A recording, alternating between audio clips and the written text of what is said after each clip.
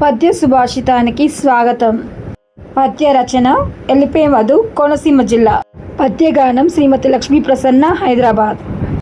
అక్షరంబు నేర్చి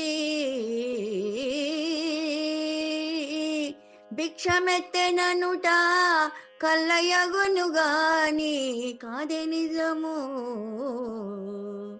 అక్షరంబు నేర్చి భిక్షమెత్తెననుట కల్లయగునుగాని కాదే నిజము. అక్షరములు మనకు లక్షల విలువను, అక్షరములు మనకు లక్షలు విలువను.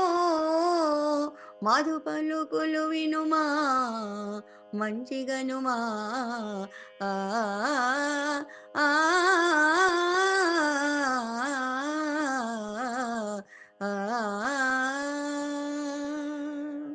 ఈ పద్యానికి భావాన్ని తెలుసుకుందాం.